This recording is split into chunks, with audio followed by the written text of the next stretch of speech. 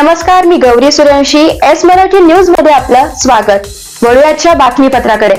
सुरगाणा तालुक्यातील आमदा पळसण येथील स्वदेश फाउंडेशन प्रणित श्री नागेश्वर गाव विकास समितीच्या माध्यमातून तसेच ग्रुप ग्रामपंचायत पळसण सरपंच रंजना चौधरी यांच्या प्रयत्नातून सर्व गावकऱ्यांना गावात स्वच्छता राहण्यासाठी प्रत्येक कुटुंबास डस्टबिनचे वाटप करण्यात आले. याचबरोबर वृक्षारोपण देखील करण्यात आले. स्वदेश फाउंडेशनचे दीपक मोरे यांनी सुका कचरा आणि ओला कचरा याचे व्यवस्थापन कसे करावे आणि का करावे या संदर्भामध्ये गावकऱ्यांना समजावून सांगितले.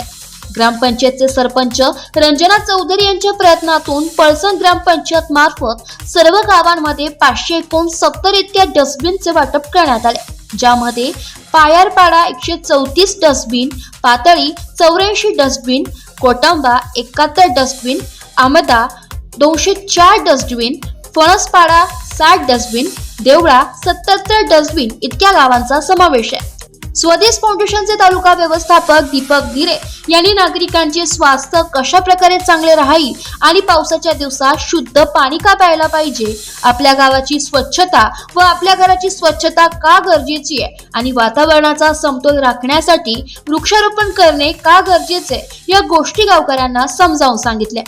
गावामधील सुशिक्षित बेरोजगार मुलांना स्वदेश फाउंडेशन मार्फत वेगवेगळ्या प्रशिक्षण देऊन रोजगार मिळवून देण्यासाठी प्रयत्न करत राहू, जेणेकरून त्यांच्या कुटुंबाचे उत्पन्न वाढविण्यास मदत होईल.